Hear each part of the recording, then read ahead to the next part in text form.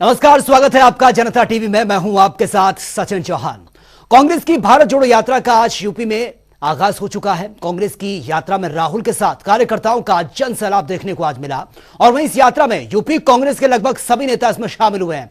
यात्रा के दौरान कांग्रेस के प्रदेश अध्यक्ष ब्रजलाल खाबरी ने कहा कि कांग्रेस यूपी में अपना विस्तार कर रही है और साथ ही उन्होंने बीजेपी पर निशाना साधते हुए कहा कि बीजेपी के राज में महंगाई बढ़ी है। यूपी में कांग्रेस की भारत जोड़ो यात्रा को लेकर कांग्रेस के यूपी प्रदेश अध्यक्ष ब्रजलाल खाबरी से संवाददाता पूजा मोहन पांडे ने भी खास बातचीत की है, वो देख लेते हैं।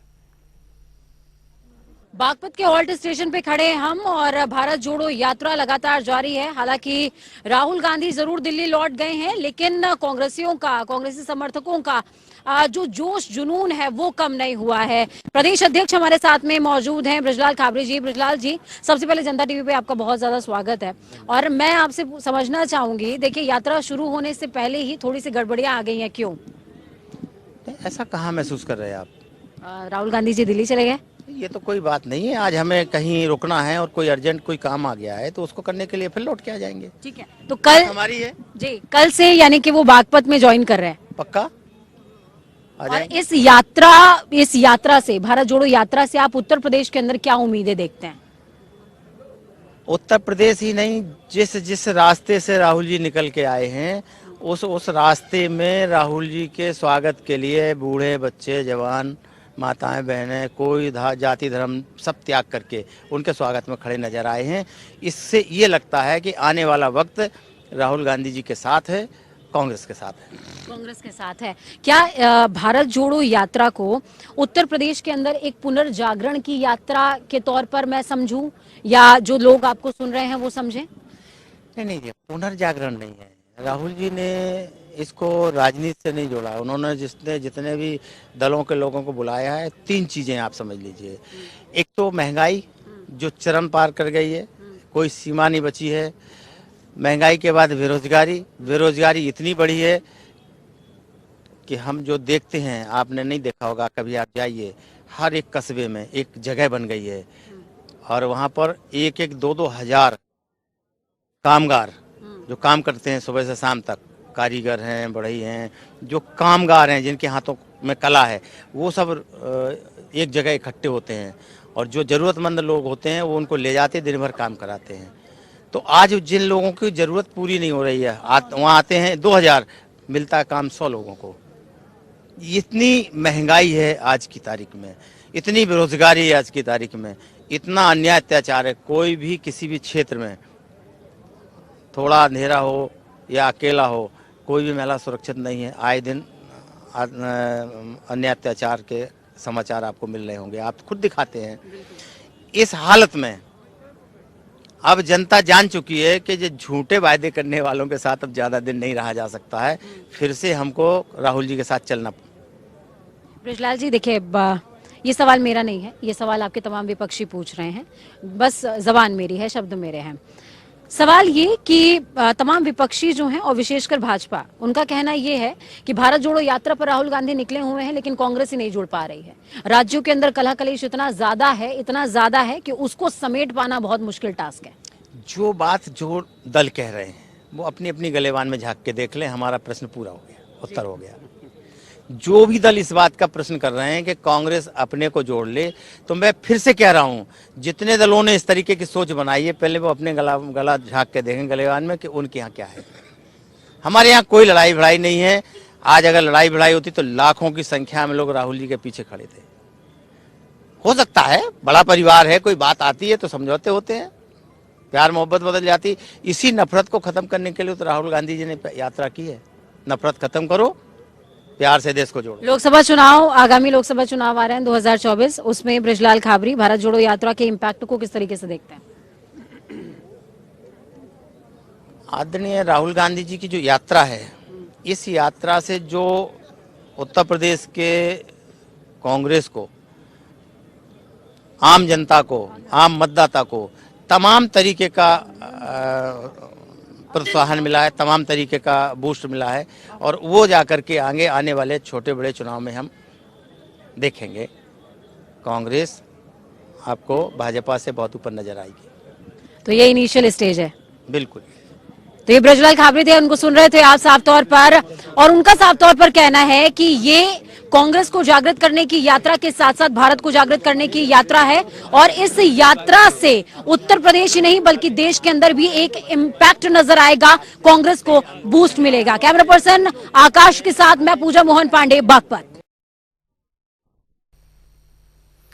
और वहीं नोटबंदी पर सरकार के पक्ष में आए सुप्रीम कोर्ट के फैसले पर अखिलेश यादव ने कहा कि उच्च न्यायालय के फैसले पर कोई टिप्पणी नहीं कर सकता, पर हो सकता है कि सुप्रीम कोर्ट के सामने वो सब घटनाएं ना रखी गई हों जो जमीनी स्तर पर घटित हुई हैं।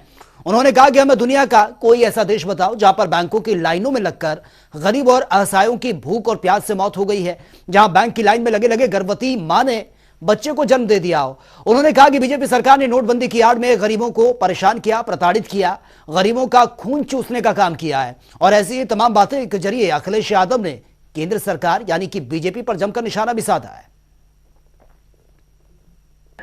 अगर हम जमीनी हकीकत को देखें तो महंगाई चरम सीमा पर है और बेरोजगारी चरम सीमा पर, और न्याय की उम्मीद करना भूल जाइए। मुझे अभी पता लगा है कि पार्टी के पूर्व विधायक दीपक यादव, उनके घर को कुर्की कर दी गया है, कुर्क कर दिया गया है। पहले तो झूठे मुकदमे लगाए, पहले झूठा मुकदमा लगाया और उसके बाद उनके साथ ये अन्याय, ये पॉलिटिकल पार्टी के लीडर के साथ अन्याय इस तरह का करना, और अधिकारी दबाव में काम कर रहे हैं। ये सरकार को समझना चाहिए कि अगर झूठा फंसा करके कार्रवाई की जाएगी तो समय आने पर भारतीय जनता पार्टी के लोग भी इसी तरह इसी चक्र में फंस जाएंगे। और वह व्यापारी और समाज सेवा की जिम्मेदारी निभा रहे पुष्कर चौधरी को अपने दल ने बड़ी जिम्मेदारी दी है और व्यापार प्रकोष्ठ का प्रदेश अध्यक्ष नियुक्त किया है, जिसके बाद जनपद के प्रथम आगमन पर उनका कार्यकर्ताओं और व्यापारियों ने जगह जगह जोरदार स्वागत किया। आपको बता दें कि उनके साथ अपना दल के राष्ट्रीय सचिव गिरजेश कुमार पटेल भी मौजूद रहे और इसी दौरान उन्होंने निजी आवास पर प्रेस कॉन्फ्रेंस का आयोजन भी किया। उन्होंने कहा कि प्रदेश और केंद्र में डबल इंजन की सरकार है, व्यापारियों की जो समस्या है उसके लिए संघर्ष कर निदान भी करवाया जाएगा। अब देखिए, इस भारत में डबल सरकार की इंजन है।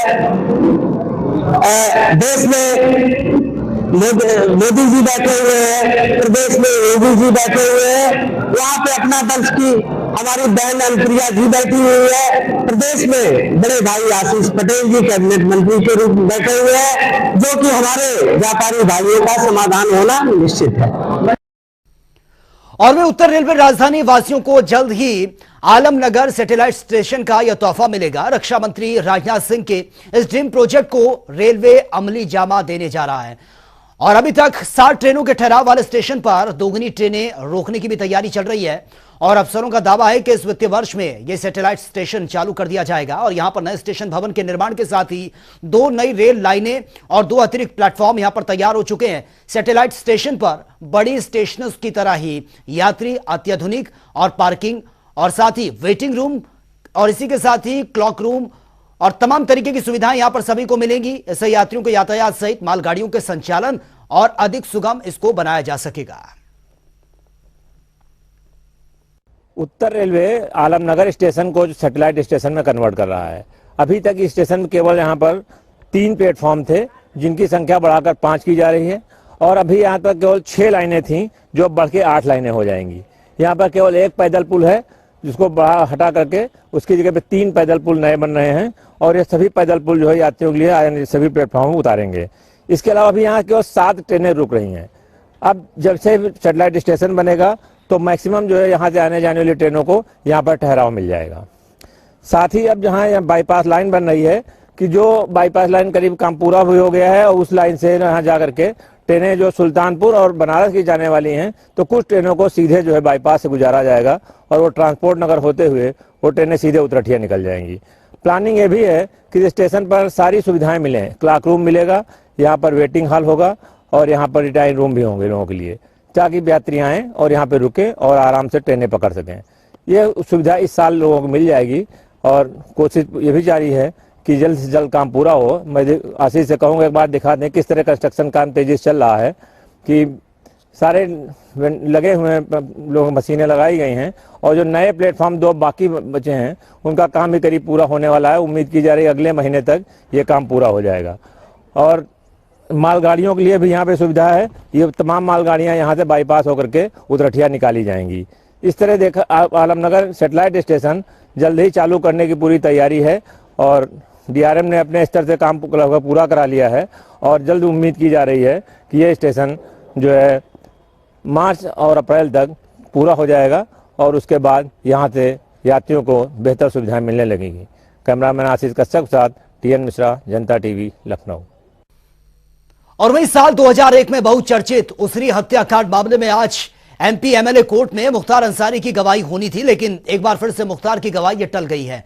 साल 2001 में मोहम्मदाबाद जाते वक्त मऊ से विधायक रहे मुख्तार अंसारी के काफिले पर जानलेवा यह अटैक किया गया था, जिसमें मुख्तार अंसारी बाल बाल बचे थे, जिसमें उनके गनर तौकीर अहमद को गोली लगने से उनकी मौत हो गई थी, जबकि 9 अन्य लोग इसमें घायल हुए थे। और आपको बता दें कि बाद में रुस्तम उर्फ बाबू की मौत हो गई थी और इस हत्याकांड में 3 लोग ब्रजेश सिंह, त्रिभुवन सिंह और अनिल सिंह को अभियुक्त बनाया गया था। वहीं मुख्तार के वकील ने कोर्ट को प्रार्थना पत्र देकर कहा कि मुख्तार को बांदा जेल में जान का खतरा है। 15 जुलाई 2001 को मुख्तार अंसारी जो है अपने आवास फाटक मुंडाबाद से मऊ जा रहे थे। उसरी गांव जो है रास्ते में पड़ता है, जहां पर कि एक ट्रक पहले से खड़ी थी और उस ट्रक पर कई लोग जो है AK-47 से लैस थे। जब मुख्तार अंसारी की गाड़ी जो है ट्रक के करीब पहुंची तो ट्रक पर डाला में बैठे व्यक्तियों ने ताबड़तोड़ फायरिंग शुरू कर दी। उसमें जो है मुख्तार अंसारी की गाड़ी छलनी हो गई।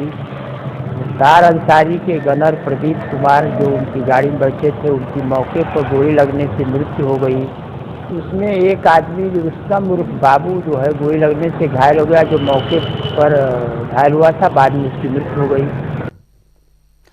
भारत को इस बार G20 की मेजबानी मिल गई है, जिसके चलते आगरा में भी G20 की कुछ बैठकें संपन्न होनी है। G20 की बैठक में G20 में शामिल देश के प्रतिनिधि के रूप में विदेशी मेहमान इसमें शिरकत करेंगे और ऐसे में आगरा में व्याप्त अव्यवस्थाओं की वजह से वो छवि धूमिल ना हो जाए, इसको लेकर स्थानीय प्रशासन मुस्तैद भी नजर आ रहा है। G20 की बैठक को लेकर आगरा शहर के साथ साथ VIP रूट को स्वच्छ और बेहतर और सुंदर बनाने की कवायद की जा रही है। मंगलवार को मंडलायुक्त अमित गुप्ता और पुलिस कमिश्नर प्रतिंदर सिंह, जिलाधिकारी नवनीत, तमाम अधिकारियों के साथ साथ VIP रूट का निरीक्षण भी किया गया है।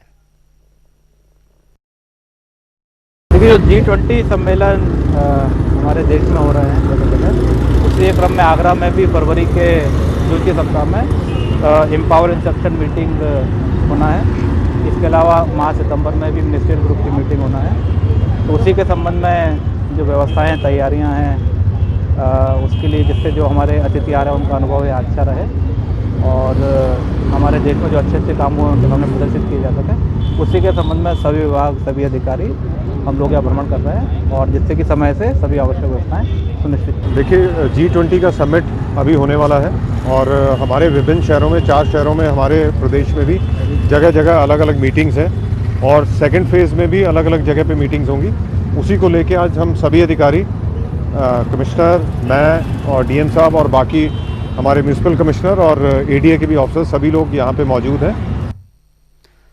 और वहीं ताजनगरी आगरा में अखिल भारत हिंदू महासभा ने आज पुरातत्व विभाग कार्यालय पहुंचकर पुरातत्व अधीक्षक को ज्ञापन के माध्यम से नोटिस सौंपा है।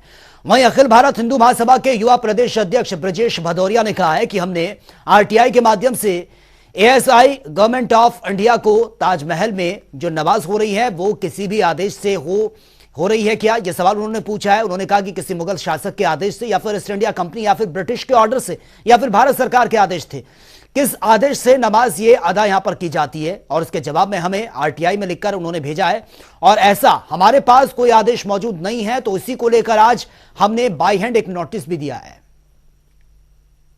हमने एक RTI लगाई थी ASI गवर्नमेंट ऑफ इंडिया को, उसमें ये पूछा था जो ताजमहल के अंदर जो नमाज हो रही है किसी मुगल शासक के आदेश से या ईस्ट इंडिया कंपनी या ब्रिटिश ऑर्डर के आदेश से या भारत सरकार के किस आदेश से हो रही है, तो उसके जवाब में ये कहा गया कि ऐसा कोई भी आदेश हमारे पास मौजूद नहीं है। तो हमने इनको ये बाई हैंड एक ज्ञापन के माध्यम से नोटिस दिया और इनसे कहा है इस नमाज को बंद करें। साथ ही हमें जो शिवरात्रि हमारा पावन पर्व आता है उस पर हमें तेजो महालय के अंदर जलाभिषेक करने की अनुमति दी है। इस संदर्भ में ये ज्ञापन और नोटिस दोनों साथ साथ दिए गए। अच्छा, कौन से वाले की बात कर रहे हैं आप? शुक्रवार को नमाज होती है या फिर ताजमहल के अंदर जो भी नमाज होती है, चाहे वो शुक्र को हो या उर्स हो, वो सारी बिना किसी आदेश के हो रही है, वो इलीगल एक्टिविटीज है। एक तरफ आप कहते हैं ये पब्लिक ये प्रोटेक्टिव मोनूमेंट है और इसको ASI ऑपरेट करती है, तो इसके संदर्भ में कोई भी भारत सरकार का कोई भी आदेश नहीं है, तो ये नमाज किसकी अनुमति से हो रही है, इसको बंद किया जाए। अन्यथा की स्थिति में हिंदू महासभा न्यायालय में जाने के लिए बाध्य होगा। और वे जम्मू कश्मीर के राजौरी में हिंदुओं के साथ रविवार को हुई घटना और हत्या के विरोध में अलीगढ़ करणी सेना के पदाधिकारियों और कार्यकर्ताओं ने जिलाधिकारी कार्यालय तक विरोध प्रदर्शन ये किया। पैदल मार्च भी निकाला गया। करणी सेना के राष्ट्रीय उपाध्यक्ष ज्ञानेंद्र चौहान इस प्रदर्शन का नेतृत्व कर रहे हैं। इस दौरान करणी सेना के पदाधिकारियों ने देश के प्रधानमंत्री के नाम जिलाधिकारी के अधीनस्थ अधिकारी सिटी मजिस्ट्रेट को ज्ञापन भी सौंपा है। ये देखिए, रविवार के दिन 1 जनवरी नव वर्ष की शुरुआत में जहां पूरा देश नव वर्ष के स्वागत में हर्षोल्लास कर रहा था, उसी समय जम्मू के राजौरी जिले में हिंदुओं को निशाना बनाकर आतंकियों द्वारा जो है हिंदुओं की हत्या कर दी गई। नाम पूछ कर उनकी हत्या की गई है और पूर्व में भी देखा गया है कि लगातार हिंदुओं को ही निशाना बनाया जा रहा है। नाम पूछकर, आधार कार्ड देखकर उनकी हत्याएं कर दी जाती हैं। अगर हिंदू होता है तो मार देते हैं, समुदाय विशेष का होता है तो छोड़ देते हैं। यानी कहीं ना कहीं हिंदुओं को लेकर अभी आतंकियों की या अन्य जो संगठन है आतंकी समर्थित, उनकी कहीं पीड़ा है इस तरह की, जो हिंदुओं को टारगेट बना रहे हैं। वो हिंदुओं का उत्पीड़न लगातार करते हुए आ रहे हैं। जनवरी को राजौरी जिले में जो हिंदुओं की नृशंस हत्या कर दी गई आतंकवादियों के द्वारा, उस संबंध में माननीय प्रधानमंत्री महोदय के लिए ज्ञापन दिया गया है। अब ये जिलाधिकारी महोदय के माध्यम से प्रधानमंत्री कार्यालय में भेज दिया जाएगा। मांग रखी गई है, जिन्होंने इस तरह के घटना को अंजाम दिया उनके खिलाफ सख्त से सख्त कार्रवाई की जाए और इस तरह की ऐसी व्यवस्था की जाए, इस तरह की घटनाएं की पुनरावृत्ति न हो, इस तरह की मांग है। और वहीं हरदोई में शीतलहर के कारण कक्षा 1 से 8वीं तक के स्कूल बंद होने के बाद अब इंटर कॉलेजेस में भी छुट्टियां घोषित कर दी गई हैं। आपको बता दें कि 7 जनवरी तक कक्षा 12 तक के सभी कॉलेज ये बंद रहेंगे। भीषण सर्दी और कोहरे के कारण जनजीवन अस्त व्यस्त होने के चलते प्रशासन ने ये आदेश जारी किए हैं। कड़ाके की सर्दी में विद्यार्थी ठिठुरते हैं, जिसके चलते DIO ने आदेश जारी करते हुए 7 जनवरी तक इंटर कॉलेजेस में अवकाश रखने की घोषणा की है। और वही गलन भरी सर्दी और कोहरे ने अपना सितम दिखाना शुरू कर दिया है। कोहरा रेलवे की ट्रेनों के पहियों पर ब्रेक लगाने का काम कर रहा है। कोहरे के कारण सभी ट्रेनों पर इसका इंपैक्ट देखने को मिल रहा है। तो गलन भरी सर्दी यात्रियों के लिए सबसे बड़ी परेशानी बनी हुई है। आगरा से गुजरने वाली लगभग 10 ट्रेनें अपने समय से घंटों देरी से वो पहुंच रही हैं, चल रही हैं। वहीं यात्री अपनी ट्रेनों का घंटों इंतजार कर रहे हैं, जिसके चलते यात्रियों में आक्रोश देखने को मिल रहा है। यात्रियों से बातचीत की गई तो उन्होंने बताया कि ट्रेन लेट होने से उनको परेशानी हो रही है। आगरा डिवीजन का जो सेक्शन है पलवल से लेके झांसी तक, इधर काफ़ी ज़्यादा फॉग पड़ने वाला रीजन है। इस वजह से फॉग की वजह से एक्सट्रीम कोल्ड है, फॉग है, जिस वजह से ट्रेन लेट हो रही हैं। बट हम पूरा प्रयास कर रहे हैं कि जहाँ पे भी कवर हो सके वहाँ पे ट्रेनों को कवर करें और यात्रियों को असुविधा कम हो। इस तरीके से आगरा कैंट है, मथुरा है और जो भी आगरा डिवीजन में आता है, लेकिन यात्रियों को बहुत ठंड के चलते बहुत बच्चे भी होते हैं, तो उसके लिए अलाव वगैरह की भी कोई व्यवस्था है आप लोगों में? अलाव की व्यवस्था सिविल प्रशासन द्वारा करी जाती है, बट रेलवे के द्वारा भी प्रयास किया जाएगा कि यात्रियों के इस परेशानी को हल किया जा सके।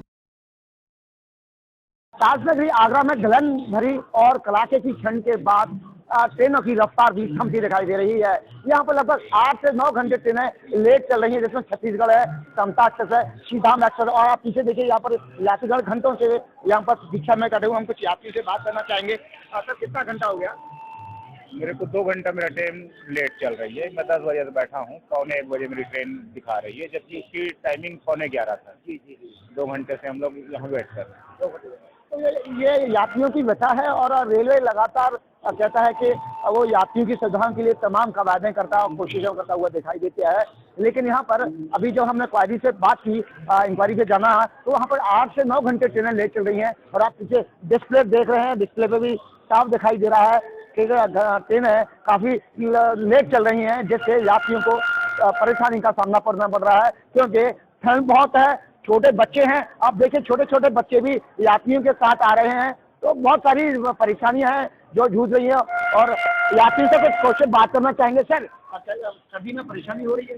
सर्दी में बहुत ज्यादा परेशानी हो रही है सर, रेल लेट चल रही है, बहुत ज्यादा बुरा हाल हो गया। मैं 7-8 बजे आगरा पहुंचना सी ते हुण इन्नी लेट हो गई ते आउटर पे भी कम से कम आगे गाड़ी के गेट के पास से कम आधा पौना घंटा खड़ा रहा मैं। ये प्रॉब्लम बहुत ज्यादा आ रही है।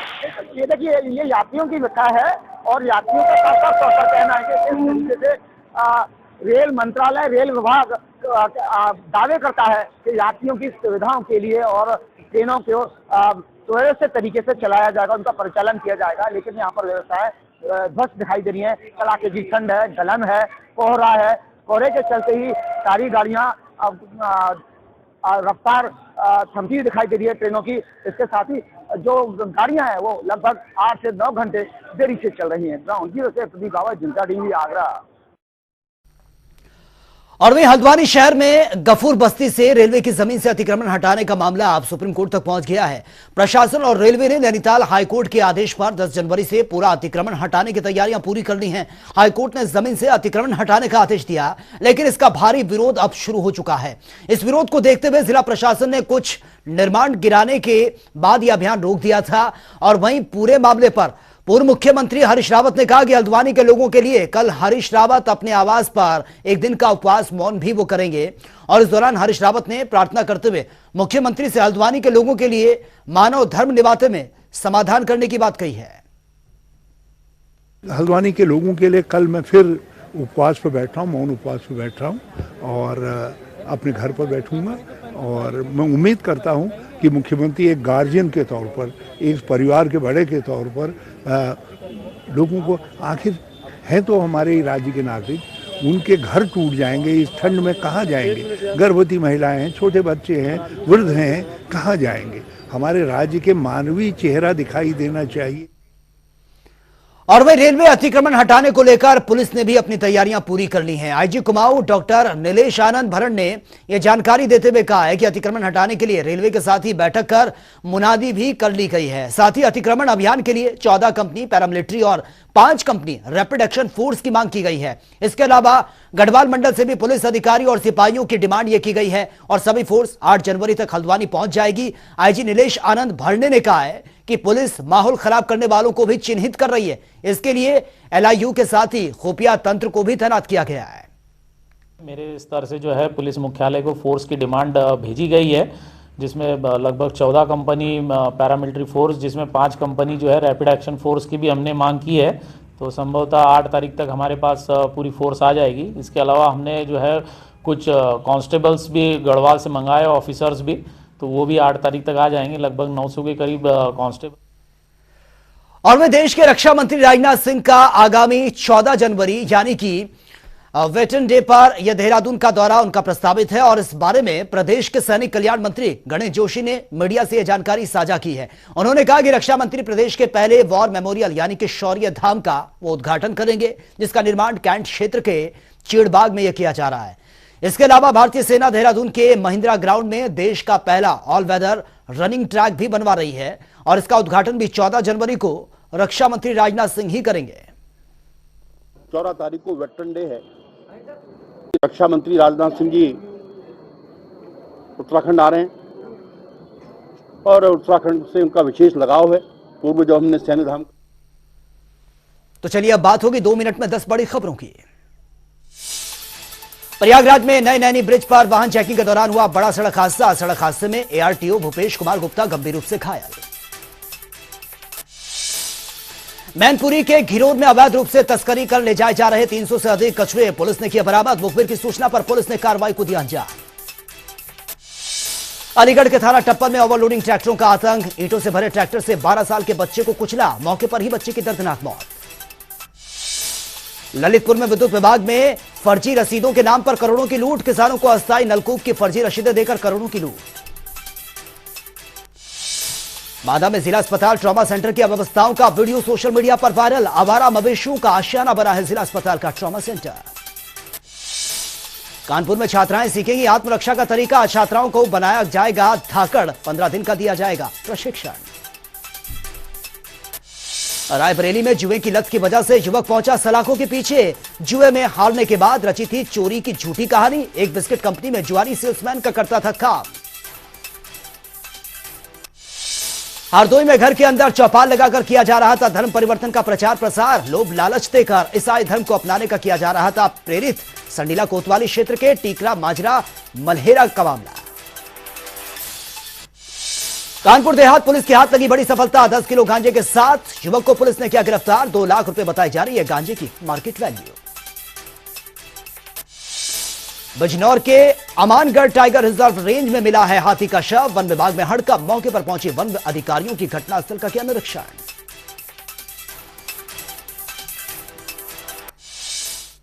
तो फिलहाल इस बुलेटिन में मेरे साथ इतना ही, लेकिन तमाम खबरों के लिए आप बने रहिए जनता टीवी के साथ। नमस्कार।